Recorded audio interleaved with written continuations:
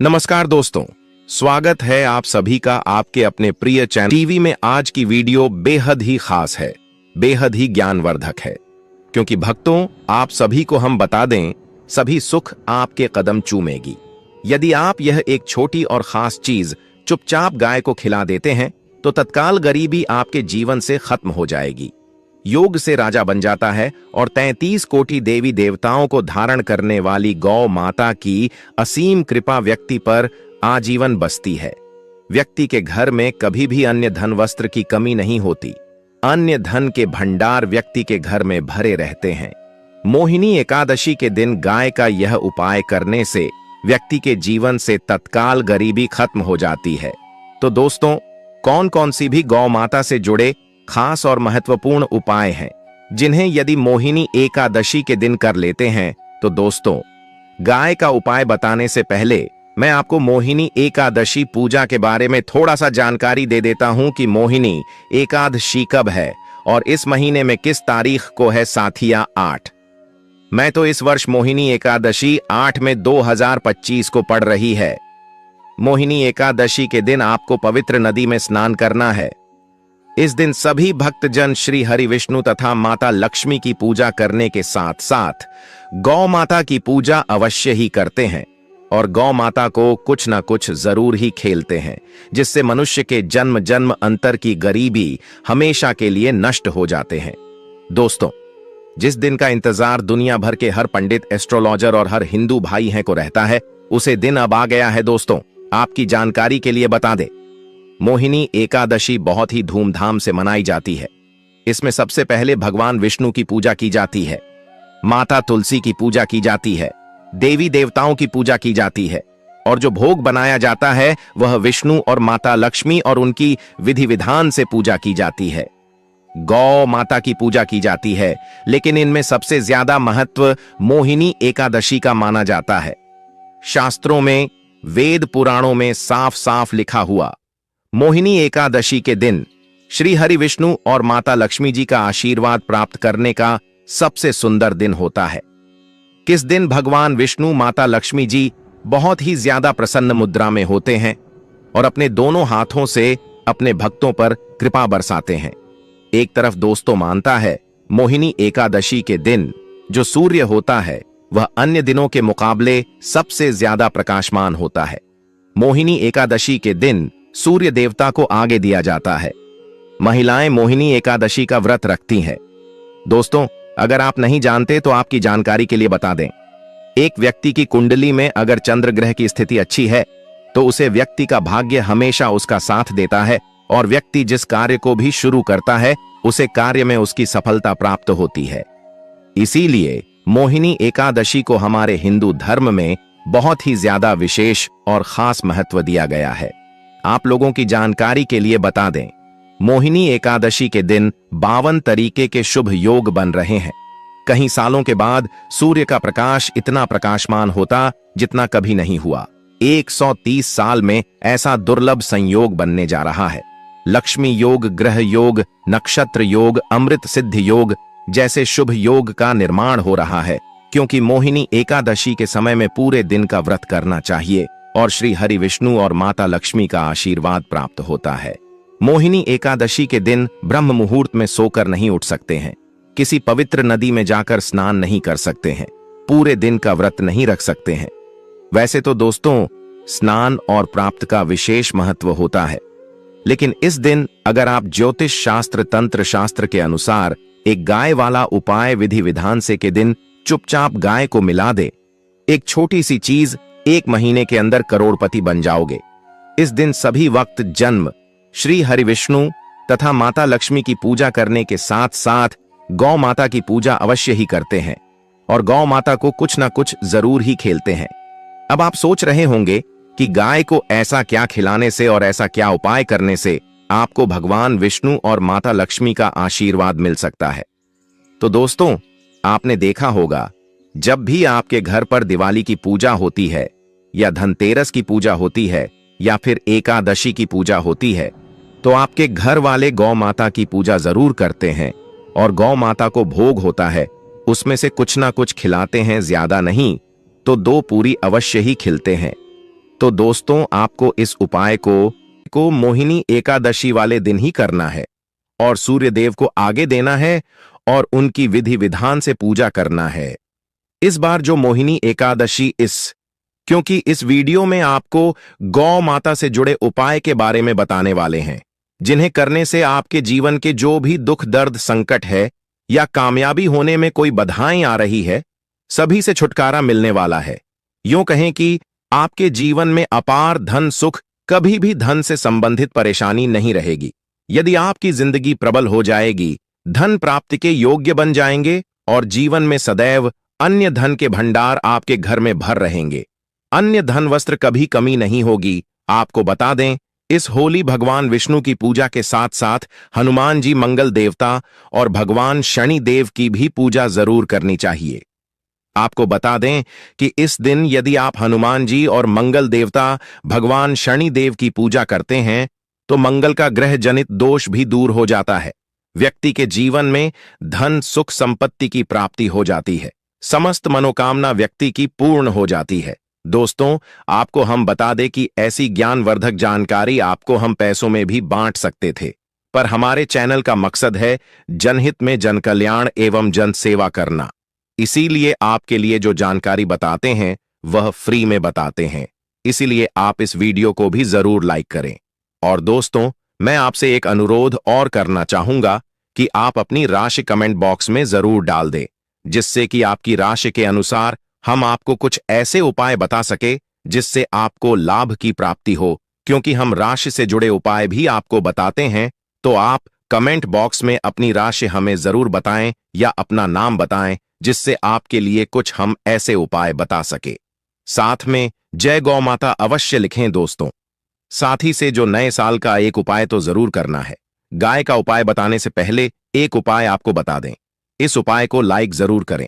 क्या करें कि शाम के समय आंवले के पेड़ के नीचे आपको सरसों का चौमुखी दीपक, आटे का दीपक बनाना है। चौमुखी दीपक में आगे की बाती लगाकर सरसों के तेल का दीपक जला देना है। आटे का दीपक बनाएं, जो मुख्य तेल डालें उसमें बाती ही डालें। लाल वाली कलावे की दीपक जला दें। 4-4 बाती लगाकर चारों दीपक मतलब 4 भाग उसके बन जाएं। हर एक भाग को जलाएं और बीच में 2 सबूत फूल वाले लौंग भी डाल दें। फिर देखिए कैसे चमत्कार आपके जीवन में होता है। शाम के समय जलाकर उसे छोड़ें, मनोकामना मांगकर छोड़ दें। दोस्तों अभी तक अपने चैनल को सब्सक्राइब ना किया हो तो जरूर कर लें, इससे आपको और भी ज्ञानवर्धक जानकारी सीधे माध्यम से प्राप्त हो सके। दोस्तों यह गौ माता वाला उपाय बहुत ही प्रभावशाली उपाय बताया। मैंने आपको इस उपाय को जरूर करें। बहुत ही लाभकारी उपाय बताया है, बहुत ही आपको लाभ देगा यह उपाय।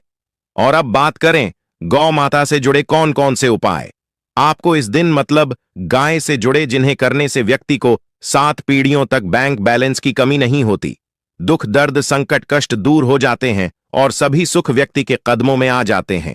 तो दोस्तों मोहिनी एकादशी के दिन आपको भगवान विष्णु माता, लक्ष्मी माता की विधि विधान से पूजा करना है और उसी के साथ गौ माता की पूजा अवश्य करना है। और गौ माता को जो भोग अक्षय तृतीय पूजा के लिए बनाया गया था, उसे भोग से 2 पूड़ी जरूर ही खिला देनी है। सूखी पूरी नहीं खिलाना है। पूड़ी के ऊपर आप मिठाई या कोई सब्जियां, हलवा जो भी बनाया है वह आपको गौ माता को जरूर ही खिलाना है। दोस्तों हर एक और मांगलिक काम में गौ माता या उनसे जुड़ी चीज जैसे गाय का गोबर, गोमूत्र, गाय का दूध अथवा गाय के दूध से बना घी जरूर शामिल करें। इससे आपको पुण्य भाव की प्राप्ति होगी। सनातन परंपरा के अनुसार जिस घर में गाय होती है उसे घर से जुड़े सभी वास्तु दोष स्वयं खत्म हो जाते हैं, क्योंकि पंचम्या के बिना कोई भी पूजा पाठ और हवन सफल नहीं होता। दोस्तों महीने में एक बार हो सके तो परिवार सहित एक बार गौशाला जाने का नियम जरूर बनाएं और हो सके तो गायों को हरा चारा जरूर खिलाएं, जिससे सभी वास्तु दोस्त शांत हो जाते हैं। दोस्तों आपका प्रिय चैनल कभी किसी को भी गलत जानकारी नहीं देगा और इनसे जुड़े दोषों का निदान हो जाता है। गर्मियों में गौ माता को पानी पिलाएं और सर्दी में गौ माता को गुड़ जरूर खिलाएं। ध्यान रखें कि मोहिनी एकादशी वाले दिन गौ माता को गुड़ जरूर ही खिलाना है। गर्मियों में गाय को गोदना खिलाए। अनेक देवी देवताओं को अपने शरीर पर धारण करने वाली गौ माता से जुड़े कई शुभ और अशुभ संकेत भी होते हैं। मतलब गाय का दूध दौते समय यदि गाय ठोकर मार दें और सारा दूध बिखर जाए तो अपशगुन होता है। यदि कोई यात्रा पर निकल रहा हो और गाय अपने बछड़े को दूध पिलाती सामने आ जाए तो निश्चित रूप से कि यात्रा के लिए आप निकले हैं, वह यात्रा आपकी जरूर ही सफल होगी और वह जिसके लिए आप निकले हैं वह जरूर ही पूर्ण यात्रा पर जाते समय गाय की आवाज आना और रात्रि में गाय की हुंकार करना भी शुभ होता है। दोस्तों, साथ ही साथ गाय के साथ आप भूलकर भी यह काम ना करें, अन्यथा मिलता है। जी हां दोस्तों, गाय को राष्ट्रीय पशु बनाए जाने और इन्हें मौलिक अधिकार दिए जाने की बात हो रही है तो सवाल उठता है, गाय संस्कृति का अहम हिस्सा है, तभी गाय के साथ लोग खराब व्यवहार कैसे कर लेते हैं और जैसे ही दूध देना बंद कर देती है तो लोग इन्हें उनकी किस्मत पर छोड़ देते हैं, सड़कों पर और गलियों में भटकने के लिए। ऐसे में गोवंश जीवन को कोई डंडे मारता है तो कोई उन पर पानी डाल देता है, कई बार लग जाती है तो कभी बीमार होकर बेचारी गाय दम तोड़ देती है। ऐसे में जरूरत है इन बातों को जानने की।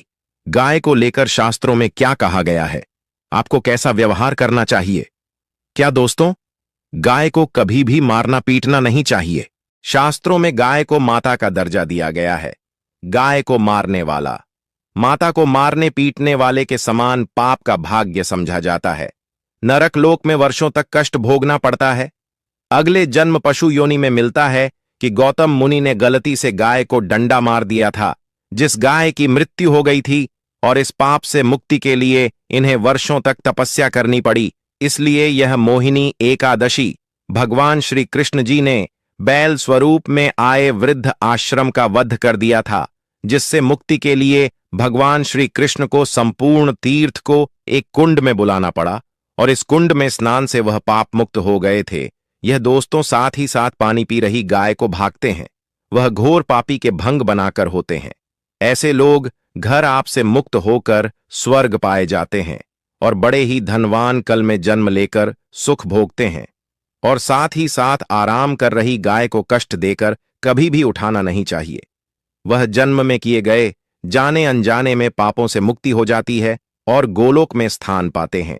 गाय को डंडा मारकर उठना, पानी डालकर उठाने से मनुष्य पाप का भागी बनता है और अगले जन्म में उसे दर दर भटकना पड़ता है। और साथ ही साथ शास्त्रों में बताया गया है, जो लोग गाय की सेवा करते हैं और उनका भोजन खिलाते हैं और उनकी परवरिश अच्छी तरह से कहते हैं तो वह लोगों के जीवन की सभी इच्छाएं पूर्ति होती हैं। गाय के बछड़े से बचा हुआ दूध ही मनुष्य को लेना चाहिए, परंतु कुछ लोग एक बार गाय को धो लेने बाद फिर से बछड़े के लिए बचा हुआ दूध भी धो लेते हैं। ऐसा करना घोर पाप कहा जाता है। ऐसे दूध को धोने वाला और ग्रहण भी बन जाते हैं। दोस्तों, साथ ही साथ शास्त्रों में कहा गया है कि गोवंश मतलब गाय और बैल के पीठ पर नहीं बैठना चाहिए। उनक पीठ पर बैठने से महापाप लगता है। ऐसे लोगों को नरक की यात्रा भोगनी पड़ती है। एकमात्र देव के अंश के उत्पन्न नदी ही गौवंश है, जिस पर स्वयं महादेव और महादेवी सवारी करती है, क्योंकि नंदी ने स्वयं अपनी इच्छा से महादेव की सवारी बनना स्वीकार किया था। और साथ ही साथ शास्त्रों में गाय के दान को बहुत ही महत्व दिया गया है, परंतु ऐसी गाय का दान कभी नहीं करना चाहिए जो बूढ़ी और बीमार हो। कठोपनिषद में नचिकेता की कथा भी इस संदर्भ में है कि जिस नचिकेता ने पिता द्वारा बूढ़ी गाय को दान करने पर आपत्ति जताई थी, दूध देने वाली और बछड़े सहित जो लोग गाय का दान करते हैं वह महान पुण्य को हासिल करके स्वर्ग में स्थान पाते हैं। दोस्तों, साथ ही साथ सूर्य, चंद्र, मंगल या शुक्र की युक्ति राहु से हो तो पितृदोष होता है। यह भी मानता है कि सूर्य का संबंध पिता से एवं मंगल का संबंध रक्त से होने के सूर्य, यदि शनि राहु या केतु या दृष्टि हो तथा मंगल की युति राहु या केतु से हो तो पितृदोष होता है। इस दोस्त से जीवन संघर्ष में बन जाता है। यदि पितृदोष हो तो गाय को प्रतिदिन या किसी भी एक मोहिनी एकादशी तट के दिन रोटी, गुड़, चारा आदि खिलाने से पितृदोष दोस्तों हर एक और मांगलिक काम में गौ माता या उनसे जुड़ी चीज जैसे गाय का गोबर, गोमूत्र, गाय का दूध अथवा गाय के दूध से बना घी जरूर शामिल करें। इससे आपको पुण्य भाव की प्राप्ति होगी। सनातन परंपरा के अनुसार जिस घर में गाय होती है उसे घर से जुड़े सभी वास्तु दोष स्वयं खत्म हो जाते हैं। गाय के ऊपर जो कूबड़ होती है वह बृहस्पति गुरु है। अतः जन्म पत्री में यदि बृहस्पति अपनी नीच राशि मकर में हो या अशुभ शिवलिंग में जा रहे हो और सामने से गौ माता आई हुई दिखाई दे तो गौ माता को अपनी दाहिनी ओर से जाने देना चाहिए। आपकी यात्रा जरूर ही सफल होगी और साथ ही साथ यह संकेत भी जान ले। यदि आप यात्रा पर जा रहे हैं और सामने आपके गाय पड़ जाएं अथवा अपने बछड़े को दूध पिलाती हुई सामने गए दिखाई दे जाए तो समझ जाना कि वह यात्रा आपके लिए जरूर ही सफल होगी। और साथ ही साथ जिस घर में गाय होती है उसमें वास्तु दोष स्वतः ही खत्म हो जाता है। और आप भी रोटी बनाएं, प्रतिदिन ताजी रोटी ही बनाएं। गाय को अगर आपने रोटी बनाई है तो कोशिश करें कि उसे रोटी को आप तुरंत ही गाय को खिला दें। अगर आप उसे रोटी को रख देंगे और उसे रोटी को अगले दिन देंगे तो वह रोटी बंसी मानी जाएगी। गाय को कभी भी बासी रोटी ना दे, इसे घर में नकारात्मक ऊर्जा वास करती है और आपकी बिल्कुल भी नहीं बनेंगे। इससे आपके घर में हमेशा दर्द देवता का वास रहेगा और आप जिस भी काम उसे काम में आपको हमेशा असफलता ही हाथ लगेगी। इसलिए कोशिश करें गाय को रोजाना ताजी रोटी बनाकर खिलाएं, बासी रोटी गाय को ना दें और साथ ही साथ सड़ी गली चीज गाय को नहीं खिलानी चाहिए। कि घर में कोई फल है, कोई सब्जी है, सड़ जाए तो लोग क्या करते हैं, गाय को देते हैं। नहीं, ऐसा नहीं करना चाहिए। ऐसा करने से यदि आप गाय को खिलाते हैं तो और आपके भाग्य बन जाते हैं। और साथ ही साथ आप आटे की 11 लोई यहां बनाकर उनके ऊपर हल्दी लगा करके इसके बाद गाय को खिलाएं। हर एक लोही को मिला दे माता, गाय की आप चरणों की स्पर्श करें। या दोस्तों, ऐसा करने से आपके समस्त काम बनने लगेंगे। जो 2 हक का समय चल रहा है वह भी खत्म होगा। आपके जीवन में खुशियां ही खुशियां होंगी। और एक बार आप 7 बार गाय की परिक्रमा भी कर लें तो आपके समस्त कम होंगे। और साथ ही साथ आप गाय को जब भी रोटी दे, रोटी पर या तो आप थोड़ी हल्दी लगा लें, अगर अच्छा ना हो तो आप थोड़ा रख सकते हैं, थोड़ा घी रख सकते हैं। या दोस्तों, गाय को कभी भी सूखी रोटी ना खिलाए। सूखी का मतलब गए रोटी रखें, उसे पर कुछ ना कुछ रखकर खिलाए। हल्दी रख ले मिश्री की या जो भी रख ले, मतलब खाली रोटी नहीं खिलानी। इस बात का जब भी आपको शुभ फलों की प्राप्ति होगी। जी हां दोस्तों, उपाय कुछ बातें जिन्हें आपको ध्यान में जरूर रखना चाहिए। या दोस्तों, वीडियो अच्छी लगी हो, वीडियो को लाइक करें, ज्यादा से ज्यादा अपने दोस्तों में शेयर करें। लक्ष्मी के वास के लिए मुख्य द्वार के पास तुलसी का पौधा लगाना, जिससे कोई नकारात्मक ऊर्जा अंदर प्रवेश न करे। तुलसी के 5 पत्ते जल में डालकर पूरे घर में छिड़कना वास्तु दोष और दरिद्रता नष्ट होती है। तुलसी के पास दीपक और घी जलाना, जिससे देवी लक्ष्मी का ध्यान आकर्षित होता है। हर शुक्रवार तुलसी को लाल चुनरी अर्पित करना स्त्रियों को सौभाग्य और घर को स्थायी धन देता है। तुलसी की माला बनाकर लक्ष्मी को अर्पित करना, घर के कोषागार में कभी धन की कमी नहीं होती। तुलसी और लक्ष्मी उपासना का विशेष काल कब करें? साधन कार्तिक मास। तुलसी और लक्ष्मी पूजन का सबसे शुभ महीना घर में धन वर्षा होती है। शुक्ल पक्ष की एकादशी से पूर्णिमा तक तुलसी को जल, दीप और भोग अर्पण करना अत्यंत लाभकारी होता है। दीपावली के अगले दिन तुलसी पूजन करना लक्ष्मी जी को अत्यंत प्रिय है। प्रत्येक शुक्रवार और एकादशी को लक्ष्मी तुलसी व्रत करना विशेष धन लाभ और उन्नति देता है। तुलसी और लक्ष्मी के बीच का दिव्य संवाद। पौराणिक रहस्य। एक बार लक्ष्मी जी ने तुलसी जी से पूछा, हे देवी, तुमने विष्णु को पति मानकर तप किया, मैं तो उनका स्वरूप हूं, फिर तुम्हारी पूजा मुझसे पहले क्यों होती है? तुलसी बोली, हे श्रीमयी, आप धन हैं, मैं श्रद्धा। श्रद्धा से ही धन फलित होता है। लक्ष्मी मुस्काई, सत्य है, बिना श्रद्धा के मैं भी नष्ट हो जाती हूं। तभी से तय हुआ, जहां तुलसी है वहीं लक्ष्मी, और जहां लक्ष्मी है वहां तुलसी की सेवा अनिवार्य है। तुलसी से धनवान बनने का सनातन सूत्र तुलसी और लक्ष्मी की संयुक्त उपासना ही सच्चा धन देती है। केवल भौतिक धन नहीं, बल्कि मानसिक, सामाजिक और आत्मिक समृद्ध तुलसी श्रद्धा है, लक्ष्मी फल। तुलसी साधना है, लक्ष्मी सिद्ध। तुलसी से जुड़ी हर भक्ति क्रिया, चाहे वह जल देना हो, दीपक जलाना हो या भोग लगाना, प्रत्यक्ष धन साधना है। तुलसी की उपासना से हम सच्चे अर्थों में धनवान बनते हैं।